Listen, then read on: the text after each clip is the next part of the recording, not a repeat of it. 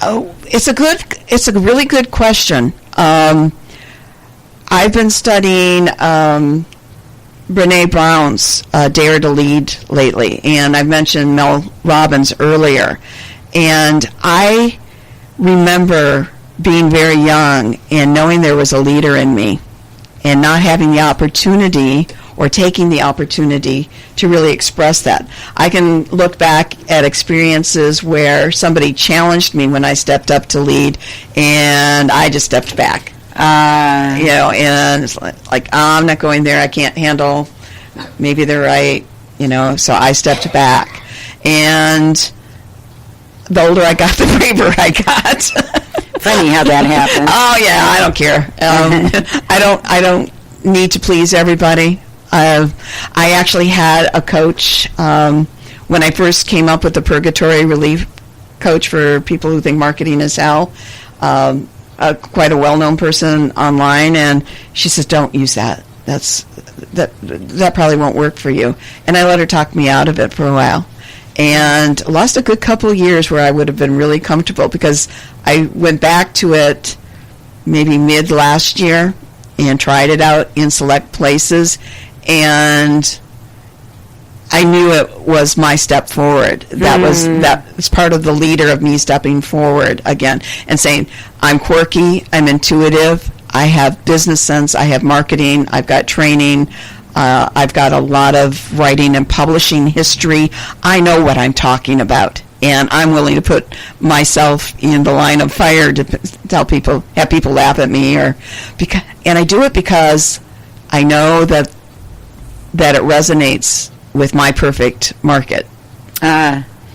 So you were. When did you start actually?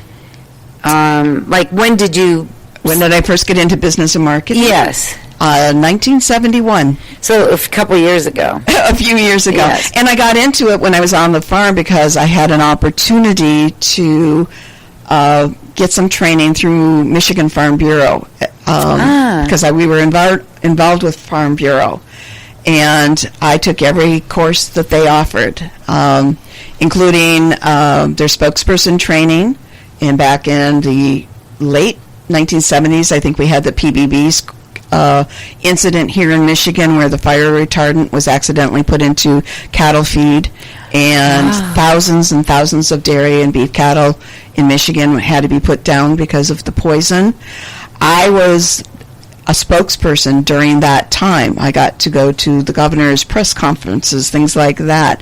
So I had that training, so I've got a very good, solid training in that. In graphic arts, I took the graphic arts training. Myself and a man named Stan Fetting, he was, I believe, still around the Sandusky area, if he hasn't passed away. We were the very first newsletter editors for a county farm bureau in the entire country.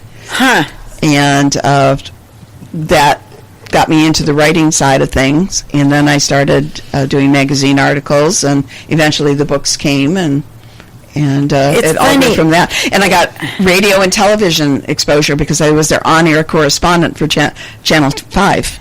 See, isn't it funny? You just happened to be in that spot. It's funny how the universe leads you down a path that you did not see coming. No, I did not see it coming up, but I took advantage of an opportunity that really interested me. And I think it was that seed of a leader in me from when I was a child that didn't get watered. Mm-hmm. It was still lying dormant there.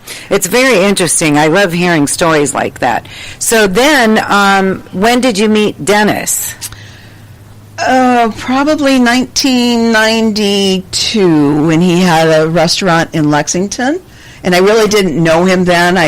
He was just the owner of this restaurant that we liked to eat when we went to and from Port Huron, because I was living outside of Sandusky then. And then in 1994, Dennis, I was no longer on the sheriff's posse at that time, and I wanted to get into the community theater, and I was doing behind-the-scenes work. I was learning some assistant directing, stage managing for the local and one of the schools, and I was doing audition reading. I was a reader for people auditioning for a play called Zombies. And the director was trying to get Dennis to come in and read for the lead. And finally, one of the people said, I want Kathy to read for the lead. Now, I'd never been on stage. It was something I wanted to do in school, but I worked when I was in school. So we ended up being cast in the male and female leads of a play called Zombies. And we... That's so funny. Did you have to walk like a zombie and stuff? No, he was Baron Zamidi. And he was mad at me because my mother had passed, and he'd had a crush with my mother, and she spurned him, and so he was going to do a lobotomy on me. And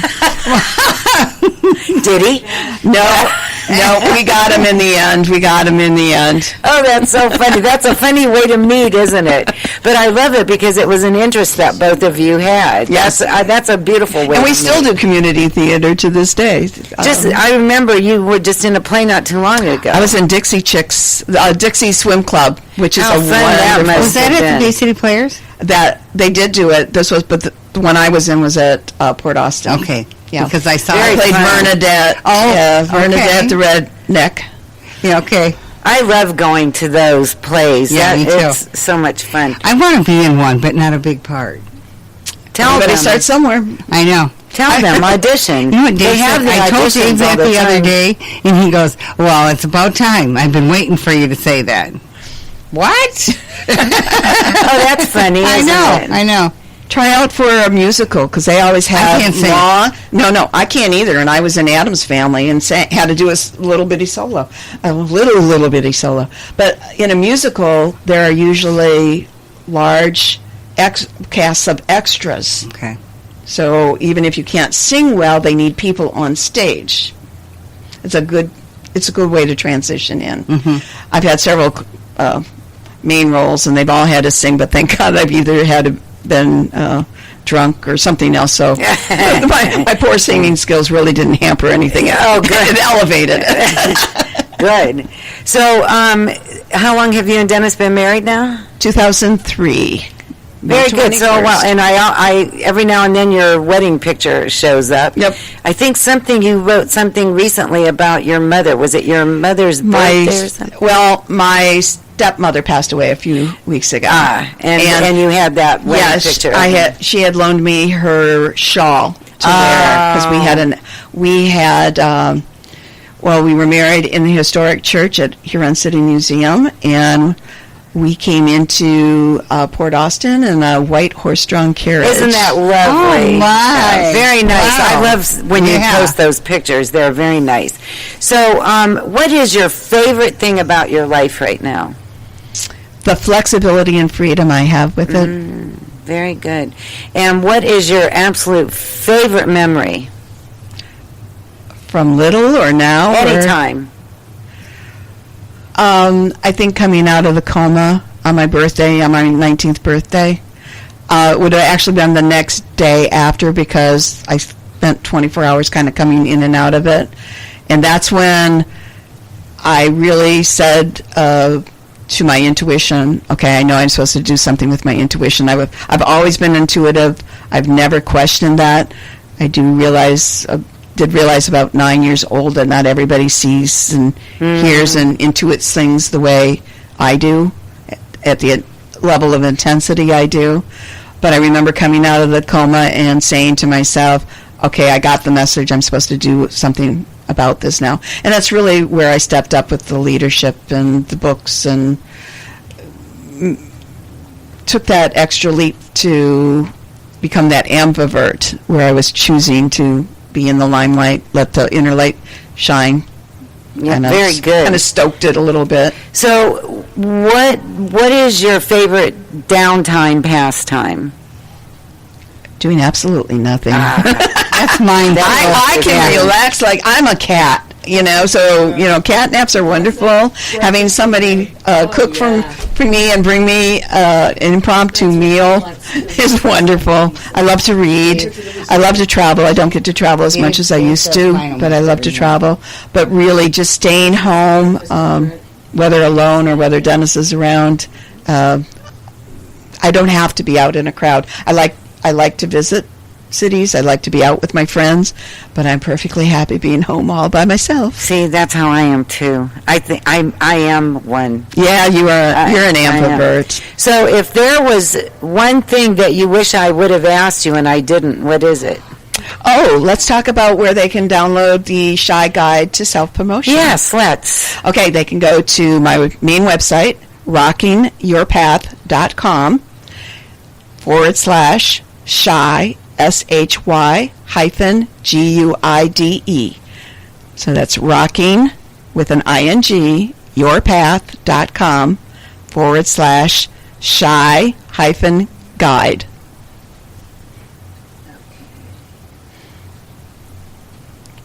I'll put that, when I put the show up on Spreaker, I'll put that link too. Cool. Thank you very much for telling us that. I'm going to come back and ask you one more question before we head off, but I would like to talk about some of the events that we have coming up. We haven't really been doing much down here because of the weather. We never knew if we were going to have to cancel it or not. So instead of going through all that, should I go? Should we cancel it? We chose not to have anything.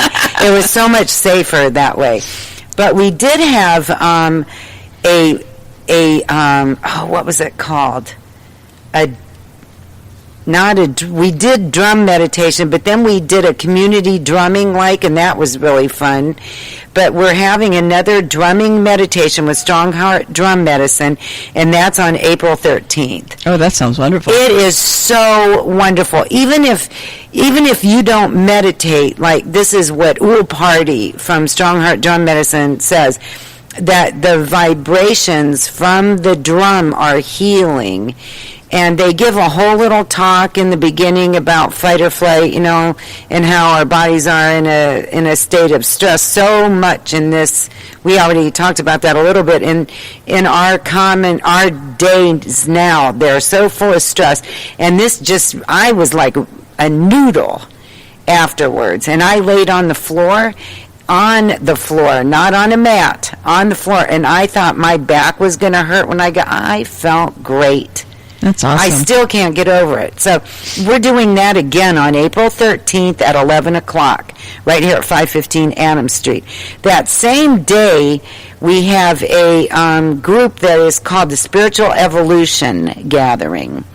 And it's a woman that we are so blessed to have. She was here in Bay City. She was one of the first people that learned Reiki in the United States. That's cool. Yeah. And I'm a Reiki master, and I know you know Reiki as well. Yes. So, and we do all kinds of experiments and energy things.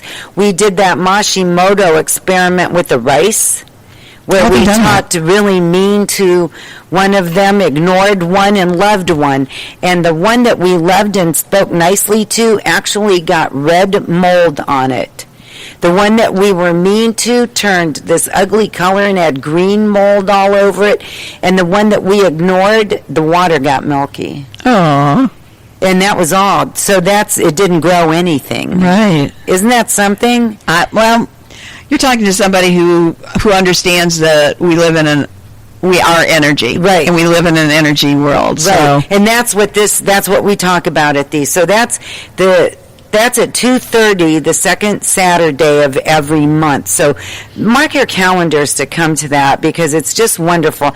And then we usually end with some type of meditation, and sometimes it's an Akashic record meditation, and sometimes it's just a healing one. I shouldn't say just. It's very energy related. That's what we talk about. She teaches all kinds of different things. It's very fun. So that's on April 13th. On April 27th, we're doing an exploring meditation, and I'm trying to form a meditation group here in Bay City that we just come together a couple of times a month and we meditate together, and then we network, because everything is more powerful when you're together. Right. We have one of those over farther in the thumb. Oh, very good. So that is on April 27th and at 10, and then at 11:30 we get together with our essential oils, our kits, and we make stuff. And this month we're making fabric softener in April, and I had to try it to make sure it worked first. And